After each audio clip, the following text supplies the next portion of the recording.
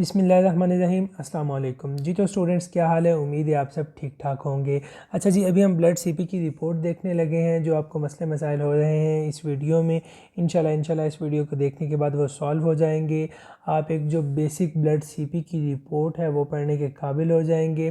मतलब जो डॉक्टर्स को सबसे ज़्यादा रिपोर्ट देखनी पड़ती है अपनी डेली लाइफ में, वो यही रिपोर्ट है। और इस लेवल पे आप जब इस रिपोर्ट को पढ़ना समझ लेंगे, एक तो आपका एग्ज़ाम वो आराम से सॉल्व हो जाएगा, वो वाला पॉइंट आपका क्लियर हो जाएगा। और दूसरा, आपको ब्लड सीपी की रिपोर्ट देखनी आ जाएगी। अच्छा, सबसे पहले इंपॉर्टेंट बात ये कि हमें ये पता होनी चाहिए कि जो ब्लड सीपी की रिपोर्ट हमारे सामने, इसमें क्या क्या चीज़ें डिस्कस हुई हैं। सबसे पहले आपको कंपोजिशन का पता होना चाहिए। अब लेट्स सपोज आप लोग चाय बनाते हैं तो आपको पता होता है कि जी जो एक चाय है उसमें जी 50% हम लोग पानी डाल रहे हैं, 40% उसमें दूध डाल रहे हैं, 7% उसमें हम जी पत्ती डाल रहे हैं, फिर 3 to 4% उसमें हम लोग चीनी डाल रहे हैं। तो आपको उसकी कंपोजिशन का पता चल जाता है। इसी तरह ब्लड की भी एक कंपोजिशन होती है। जो ब्लड होता है उसमें आईबीसीज प्रेजेंट होते हैं, डब्ल्यूबीसीज और प्लेटलेट्स प्रेजेंट होते हैं, और प्लाज्मा प्रेजेंट होता है। अच्छा, अभी जो आईबीसीज प्रेजेंट होते हैं ये 44% प्रेजेंट होते हैं। मतलब अगर आप 100 ml ब्लड लें तो उसमें जो आईबीसीज होंगे उस 100 ml का 44% जो होंगे वो आईबीसीज होंगे जी। अच्छा, similarly in the same manner जो डब्ल्यूबीसीज होंगे वो 1% होंगे। और सबसे ज़्यादा जो होगा जी वो होगा आपका प्लाज्मा। जैसे चाय में पानी सबसे ज़्यादा होता है, उसी तरह जो प्लाज्मा होता है वो ब्लड में सबसे ज़्यादा होता है। मतलब अब ये 3 वैल्यूज़ आपको पता होनी चाहिए कि जो ब्लड की कंपोजिशन है उसमें आईबीसीज होते हैं। आईबीसीज 44%, बाज़ जगह पे 45 लिखा होता है। डब्ल्यूबीसीज और प्लेटलेट्स ये मिला के 1% बनाते हैं, और जो प्लाज्मा है जी वो 55% बनाता है। आप ये एक यहाँ पे पिक्चर दी हुई है, ये भी देख लें जी, इससे आपको ज़्यादा क्लियर हो जाएगा। ये ब्लड उन्होंने एक टेस्ट ट्यूब में लिया हुआ है, उस ब्लड का जो 45% है, बाज़ जगह उन पे 44 लिखा होता है, बाज़ पे 45, वो आईबीसीज हैं, 1% डब्ल्यूबीसीज और प्लेटलेट्स हैं, और 55% प्लाज्मा है जी। अच्छा, अब जो हम एक सीबीसी रिपोर्ट पढ़ते हैं ना, उसमें हम 3 चीज़ों के रिगार्डिंग पढ़ते हैं। एक रेड ब्लड सेल के रिगार्डिंग पढ़ते हैं जी, एक वाइट ब्लड सेल्स और एक प्लेटलेट्स। इन 3 चीज़ों के रिगार्डिंग जो इन्फॉर्मेशन होती है वो एक सीबीसी रिपोर्ट में प्रेजेंट होती है। अच्छा, अब ये सीबीसी रिपोर्ट है, इसमें हम सबसे पहले आईबीसीज़ के रिगार्डिंग इन्फॉर्मेशन पढ़ेंगे। आईबीसीज़ को एरिथ्रोसाइट्स भी कहा जाता है। फिर डब्ल्यूबीसीज़ के रिगार्डिंग इन्फॉर्मेशन देखेंगे, और आखिर पे प्लेटलेट्स के रिगार्डिंग इन्फॉर्मेशन देखेंगे। अच्छा, सबसे पहले जी आईबीसीज़ की बात करते हैं। आईबीसीज़ को हम कहते हैं जी एरिथ्रोसाइट्स, भी अभी मैंने आपको बताया। अच्छा, 6 चीज़ें हमने देखनी है आईबीसीज़ के रिगार्डिंग। नंबर 1 जो चीज़ होगी वो होगी जी टोटल आईबीसी, इसको हम एरिथ्रोसाइट्स भी कहते हैं। तो सबसे पहली चीज़ हम आईबीसीज़ के रिगार्डिंग ये देखेंगे। उसके बाद दूसरी चीज़ देखेंगे जी हीमेटोक्रिट। हीमेटोक्रिट को ही पैक्ड सेल वॉल्यूम भी कहते हैं, ठीक है। तो आपने ये याद रखना है कि जो पैक्ड सेल वॉल्यूम है उसका दूसरा नाम ही हीमेटोक्रिट है। उसके अलावा तीसरी चीज़ आ गई हीमोग्लोबिन। 3 चीज़ें हो गई। चौथी एमसीवी, एमसीएच पाँचवीं चीज़, और एमसीएचसी छठी चीज़। मतलब ये जो 6 चीज़ें हैं ये हम आईबीसीज़ के रिगार्डिंग इस वीडियो में या सीबीसी की रिपोर्ट में पढ़ते हैं जी। अच्छा, अब एक एक चीज़ को डिटेल में पढ़ते हैं। अगर आपको लेट्स सपोज इनको हेमेटोक्रिट की आप पैक्ड सेल वॉल्यूम की इतनी इन्फॉर्मेशन नहीं है, वो टेंशन ना लें। यहाँ पे हम एक एक चीज़ को डिटेल में पढ़ेंगे। अच्छा, सबसे पहले हम शुरू करेंगे आईबीसीज़ के साथ। अच्छा, आईबीसी पे आ जाते हैं जी। सबसे पहले मैंने आपको बताया कि आईबीसीज़ को हम एरिथ्रोसाइट्स भी कहते हैं। अच्छा, आईबीसी काउंट मतलब आईबीसीज़ कितने प्रेजेंट होते हैं ब्लड में, सबसे पहले हम ये देखते हैं। ये बात आपने ज़हन में रखनी है कि 4 to 6 वाली फिगर, मतलब 4 to 6 मिलियन पर माइक्रोलीटर या 4 to 6 मिलियन पर क्यूबिक मिलीमीटर ऑफ ब्लड जो है वो आपके आईबीसीज़ की नॉर्मल वैल्यू है। 4 से 6 आपने याद रखनी है। अगर ये वैल्यू 4 से कम है तो मतलब आईबीसी आपके ब्लड में थोड़े प्रेजेंट है। अगर ये 6 से ज़्यादा है तो मतलब आईबीसीज़ की वैल्यू आपके ब्लड में ज़्यादा है। अच्छा, अब अगर ये वैल्यू कम हो तो आपने एक बात याद रखनी है कि अब हम ये पढ़ रहे हैं ना, ब्लड पढ़ रहे हैं, तो ब्लड में कोई भी वैल्यू, किसी भी सेल की वैल्यू कम होगी तो उसके साथ हम पीनिया लगाएंगे।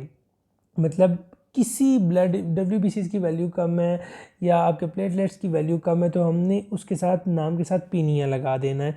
अगर वो ज़्यादा होती तो हम नाम के साथ या तो फिलिया लगाएंगे या साइटोसिस लगाएंगे, ये दो चीज़ें लगाएंगे। ये अपने अपने जहन में रखनी है, आगे जाके हम लोग इस चीज़ को देख लेंगे जी। अच्छा, अब सबसे पहली बात कि हम एरिथ्रोसाइट्स को पढ़ दें। एरिथ्रोसाइट्स की नॉर्मल जो रेंज है वो हमने पढ़ ली। अब लेट्स सपोज ये जो नॉर्मल रेंज से कम IBCs प्रेजेंट है, एरिथ्रोसाइट्स कम प्रेजेंट है, मैंने आपको बताया कम प्रेजेंट होंगे हम लोग पीनिया लगाएंगे, मतलब ये होगा जी एरिथ्रोपीनिया। अब एरिथ्रोपीनिया है, उसके बाद अगर ये ज़्यादा प्रेजेंट हो तो उसको हम कहेंगे फिलिया या साइटोसिस, मतलब एरिथ्रोसाइटोसिस। अब आ जाते हैं जी इनकी काजेज़ पे। अच्छा, इनकी काजेज़ मैंने इस तरह बनाई हैं, इस तरह ओरिएंट की हैं कि अगर आपको एक वहाँ पे एग्ज़ाम में एक वो देते हैं, एक रिपोर्ट देते हैं, वहाँ पे लिखा होता है जी कि इस बंदे में IBCs जो है ना वो इतने, मतलब लेट्स सपोज जो लास्ट ईयर सिनेरियो एक आया था उसमें लिखा हुआ था कि 3 मिलियन IBCs हैं, मतलब IBCs कम है। अब वो उससे अगला क्वेश्चन क्या पूछेंगे कि इसकी काजेज़ क्या है। काजेज़ मैंने IBC की जो 6 चीज़ें हैं ना, 6 चीज़ें कम होंगी तो उन कम के काजेज़ यही हैं जी, iron deficiency anaemia, B12 deficiency anaemia, bleeding वगैरह। और जो ज़्यादा है उसके भी यही काजेज़ हैं, पॉलीसाइथीमिया, स्मोकिंग, किडनी ट्यूमर, और आगे एक और मैंने लिखा हुआ है जो डिहाइड्रेशन वगैरह होती है वो भी होती है। तो ये चीज़ आपने अपने जहन में रखनी है जी। अच्छा, सबसे पहली चीज़ हमने देख ली कि erythrocytes IBC count, IBC count erythrocytes भी कहते हैं उसको। IBC काउंट क्या होता है, अगर वो कम हो तो उसको एरिथ्रोपीनिया कहते हैं, ज़्यादा हो तो एरिथ्रोसाइटोसिस कहते हैं। उसके अलावा कौन सी चीज़ें हैं जिसमें एरिथ्रोपीनिया होता है, कौन सी चीज़ें जिनमें एरिथ्रोसाइटोसिस होती है। मतलब आपकी ये जो ब्लड CP की रिपोर्ट है उसमें जो टोटल IBC वाला पोर्शन है वो हमने देख लिया। अब ये जो हमारे पास पेशेंट है इसकी 4.7 है, मतलब ये नॉर्मल रेंज में है। इसका मतलब है कि IBC काउंट ठीक है, ये नॉर्मल है। अगर ये 4 से कम होता तो फिर हम कहते हैं कि IBC काउंट कम है। और अगला क्वेश्चन वो हमसे पूछता है कि IBC काउंट कम है तो पेशेंट में क्या हो सकता है, तो हम उसको बताते हैं कि पेशेंट में आयरन डेफिशिएंसी अनीमिया हो सकता है जी, B12 डेफिशिएंसी अनीमिया या ब्लीडिंग वगैरह इस तरह की चीज़ें हो सकती हैं। अब जो पहली चीज़ हमने कर ली, अब जो दूसरी चीज़ है जी वो है हीमेटोक्रिट। अब हीमेटोक्रिट क्या होता है, सबसे पहले तो ये आपको पता होना चाहिए कि हीमेटोक्रिट क्या होता है, पैक्ड सेल वॉल्यूम क्या होता है जी। अब आपको जो मैंने सबसे पहले जब वीडियो स्टार्ट हुई थी तब एक बात बताई थी कि जो ब्लड होता है उसमें IBCs 44% या 45% ऑन एवरेज प्रेजेंट होते हैं। अभी यही बात कि 45% IBCs ब्लड में प्रेजेंट होते हैं, इसी बात को हम पैक्ड सेल वॉल्यूम या हीमेटोक्रिट कहते हैं। मतलब बहुत ही इजी वे में अगर आपने हीमेटोक्रिट या पैक्ड सेल वॉल्यूम को समझना है तो वो ये समझना है कि लेट्स सपोज आप 100 ml ब्लड लेते हैं तो उस 100 ml ब्लड में जो 44 ml आपका ये प्रेजेंट होता है, IBCs प्रेजेंट होंगे, इस 44 को हम कहते हैं जी ये पैक्ड सेल वॉल्यूम या हीमेटोक्रिट है। तो ये चीज़ आपने याद रखनी है। अच्छा, अब आपको पता चल गया होगा कि हीमेटोक्रिट या पैक्ड सेल वॉल्यूम क्या होता है। अब जो एक एवरेज हमारे पास अमाउंट है वो है जी 44%, लेकिन हर पर्सन में तो 44 नहीं होती ना। एवरेज का मतलब ये है कि किसी पर्सन में 41 होगी, किसी में 44 होगी, किसी में 46 होगी, किसी में 49 होगी, मतलब ये वैल्यूज़ होंगी मुख्तलिफ बंदों में। तो जब हम उसकी एवरेज निकालेंगे तो वो बनी हमारे पास 44। इसका मतलब है कि जो नॉर्मल है वो रेंज है हमारे पास। जो हीमेटोक्रिट नॉर्मली प्रेजेंट होता है हमारे पास, ये मैंने आगे लिखा भी हुआ है, मेल में वो होता है जी 41 to 50%, फीमेल में 35 to 48%। ये वैल्यूज़ वेरी कर सकती हैं, डिफरेंट बुक्स में डिफरेंट लिखी होती हैं, लेकिन आपने जो एक वैल्यू याद रखनी है वो 35 to 50 याद रखनी है। मतलब आपने अपने जहन में जो वैल्यू रख लेनी है वो है जी 35 to 50%। कि हीमेटोक्रिट, सबसे पहले आपने IBC देख ली है, टोटल IBC काउंट, उसके बाद आपने आना हीमेटोक्रिट पे। हीमेटोक्रिट आपने देखने के 35 से 50 के दरमियान है या नहीं है। अगर 35 से 50 के दरमियान है तो मतलब वेल एंड गुड, ठीक है। अगर 35 से कम है तो मतलब हीमेटोक्रिट कम है। और मैंने आपको पहले बताया था कि इनकी जो काजेज़ हैं वो मैंने तकरीबन तकरीबन सेम लिखी हुई हैं। जो सेम सेम काजेज़ है ना वो निकाल के लिखी हुई हैं, लो की भी हाई की भी।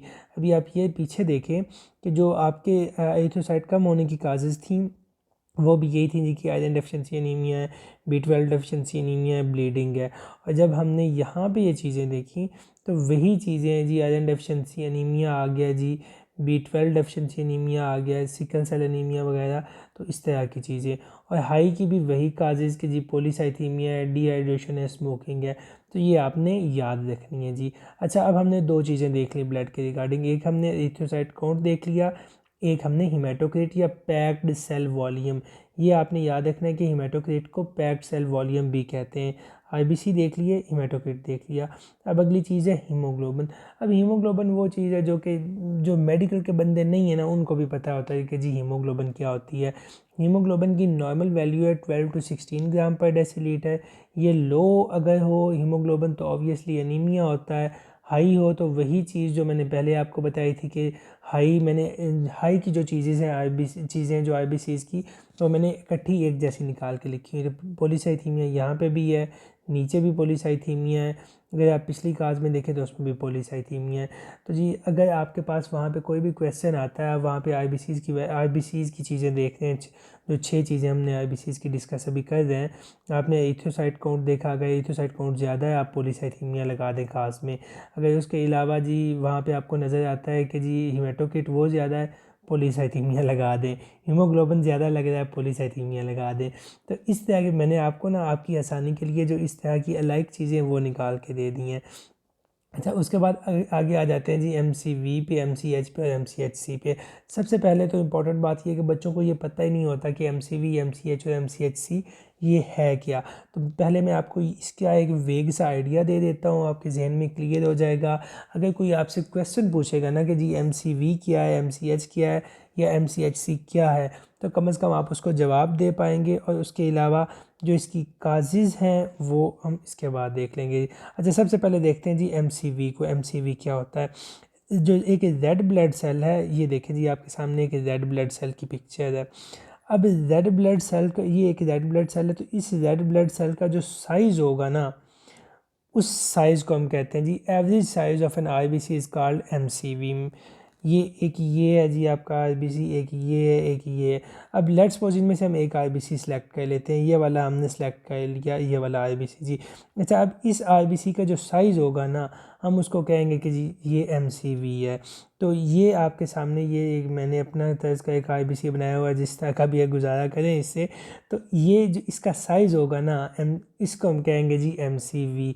मतलब कोई बंदा आपसे पूछे कि एमसीवी क्या है, तो आपने कहना है कि जो average size of an IBC है उसको हम एमसीवी कहते हैं। अच्छा, अब एक और बात, अब आप सब लोगों को पता होता है कि आईबीसी के ऊपर थोड़ा सा हीमोग्लोबिन प्रेजेंट होता है। अब एक आईबीसी के ऊपर जो हीमोग्लोबिन प्रेजेंट है, जितना हीमोग्लोबिन एक आईबीसी के ऊपर प्रेजेंट होता है ना, उसको हम कहते हैं जी एमसीएच। इसकी नॉर्मल वैल्यूज़ ये एमसीवी की भी आपने देख लेनी है, एमसीएच की भी देख लेनी है। थोड़ी बहुत ये वेरी करती हैं, आप लोगों ने वो वैल्यू याद करनी है जो आपकी बुक्स में लिखी है, लाइक गाइडन में लिखी हुई है। अच्छा, अब आईबीसी के ऊपर जो थोड़ा सा हीमोग्लोबिन प्रेजेंट होता है ना, उसको हम कहते हैं कि ये जी एमसीएच है।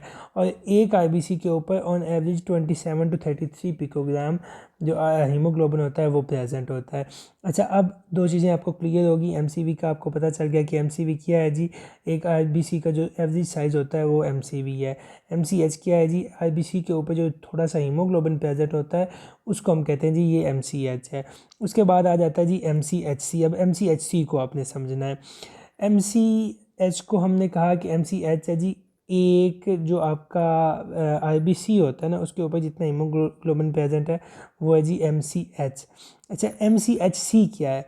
अब हमने यहाँ पे देखा कि 44% जो या 45% जो आईबीसीज़ प्रेजेंट है, इन सब आईबीसीज़ के ऊपर जितना हीमोग्लोबिन प्रेजेंट होगा उस हीमोग्लोबिन को हम एमसीएचसी कहेंगे।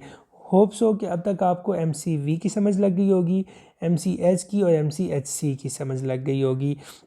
अच्छा, अब इनकी जो एक आपको इनकी समझ लगनी चाहिए, आपको नॉर्मल वैल्यूज़ का पता होना चाहिए, इनकी नॉर्मल वैल्यूज़ क्या है। उसके बाद आ जाते हैं ये डिक्रीज़ किन चीज़ों में होती है, इंक्रीज़ किन चीज़ों में होती है। डिक्रीज़ होती है जी आयरन डेफिशिएंसी एनीमिया में डिक्रीज़ हो रही है, थैलासीमिया में और पैरासिटिक इन्फेक्शन में। ये भी एक दफ़ा पूछा गया था, तो आपने ये याद रखना है जी।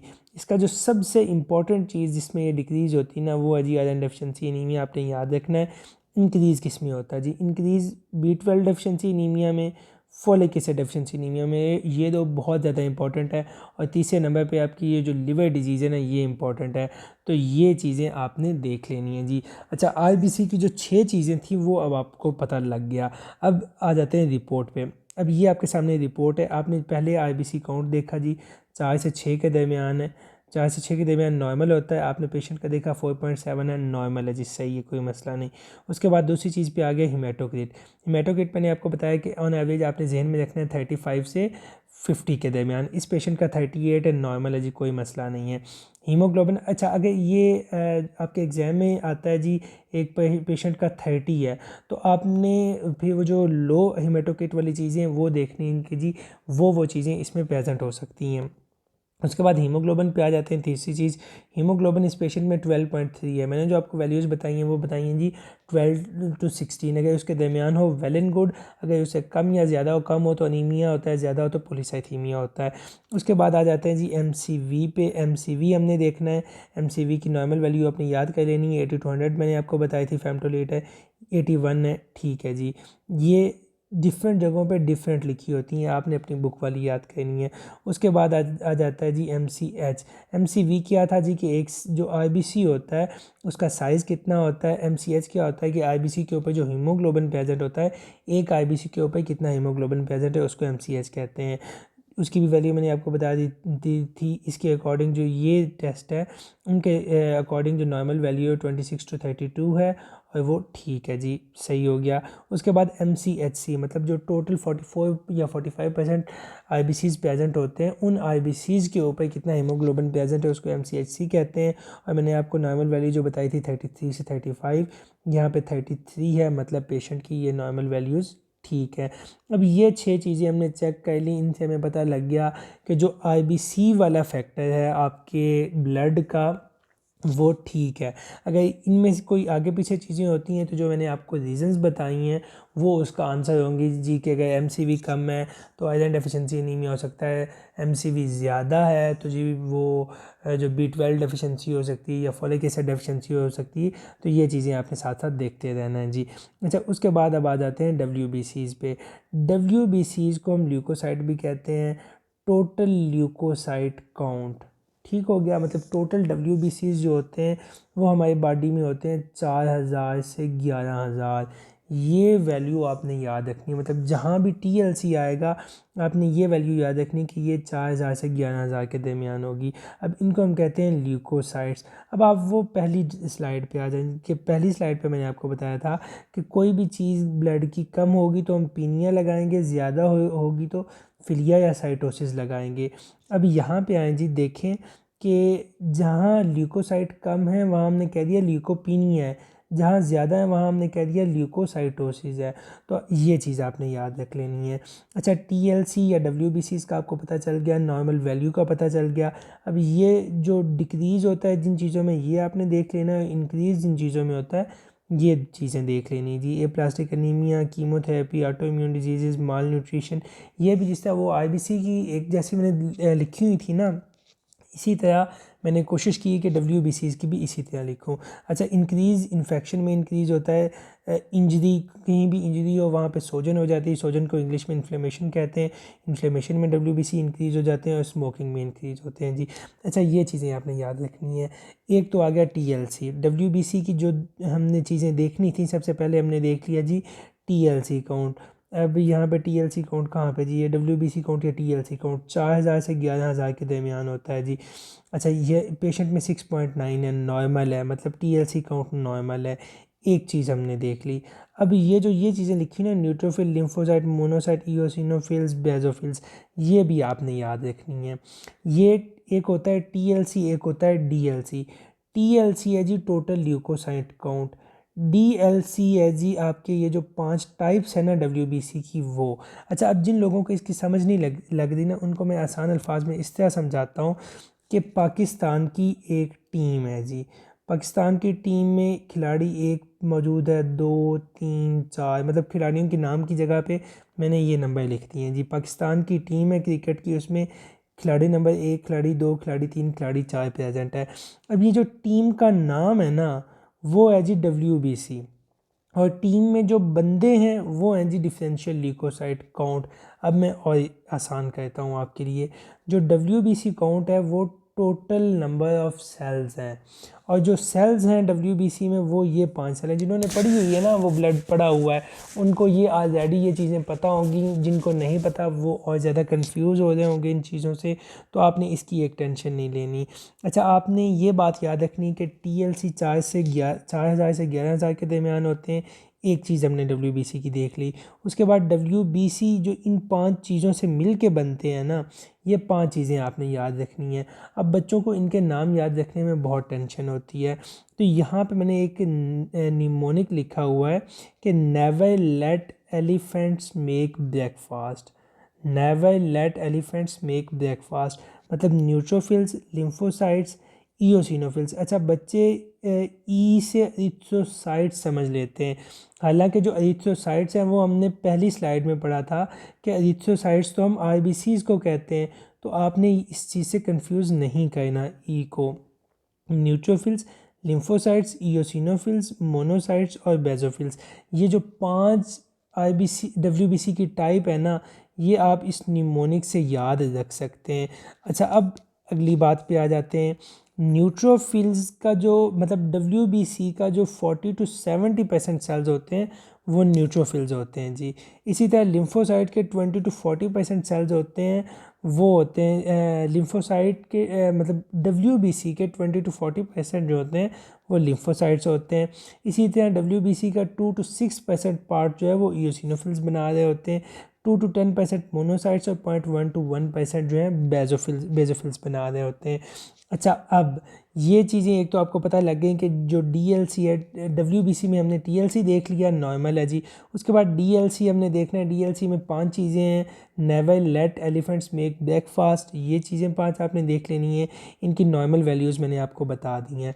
अच्छा, अब अगली बात ये कि लेट्स सपोज वहाँ उन्होंने आपको एक सिनेरियो दिया। सिनेरियो में था जी कि न्यूट्रोफिल काउंट जो है ना वो डिक्रीज़ हो रहा है।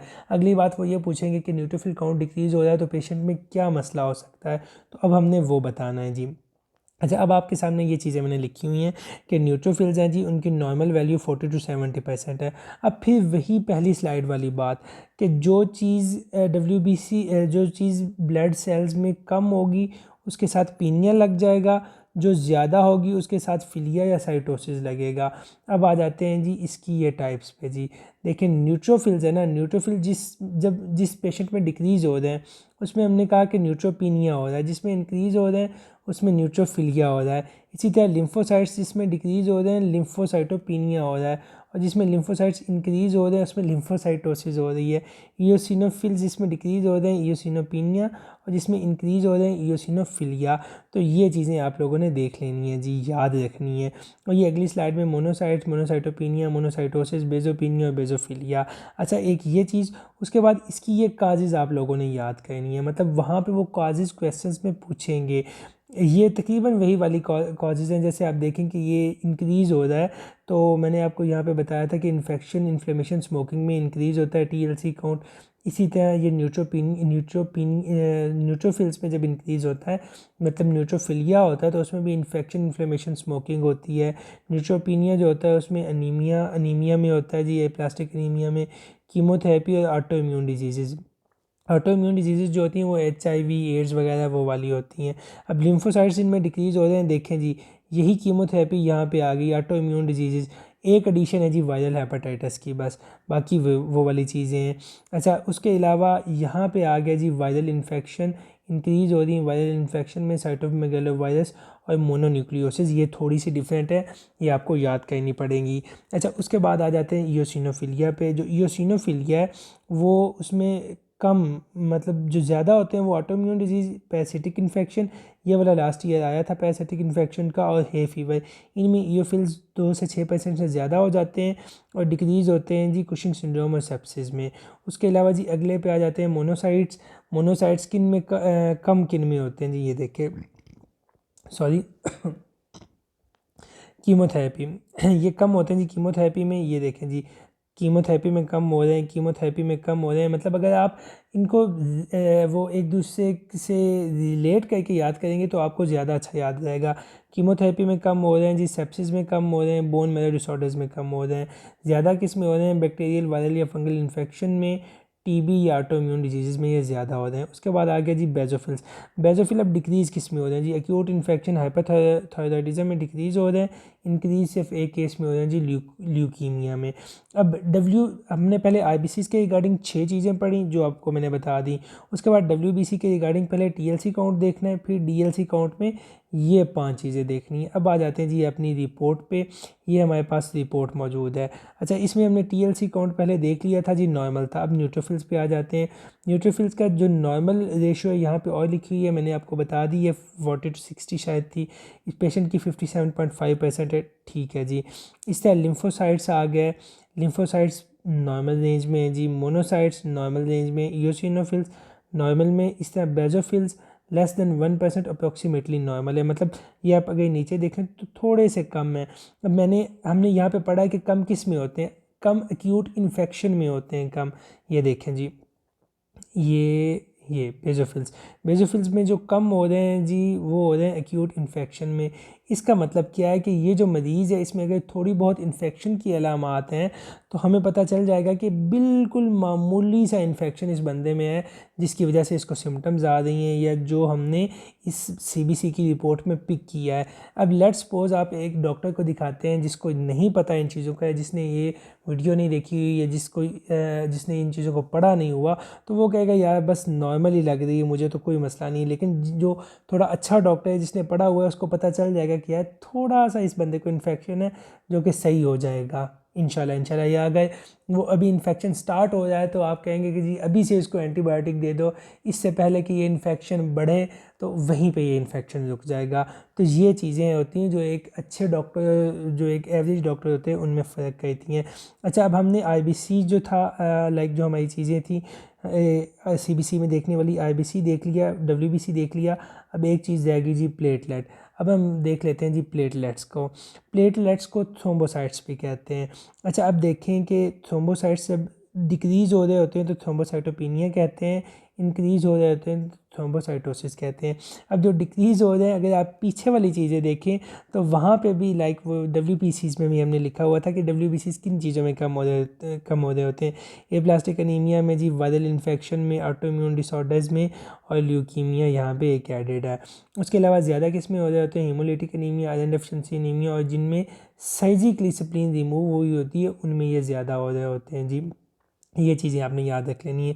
अब अगली चीज़ हमने अपनी मेन यहाँ पे देख ली, ये प्लेटलेट काउंट 1,50,000 से 4 लाख के दरमियान होते हैं जी।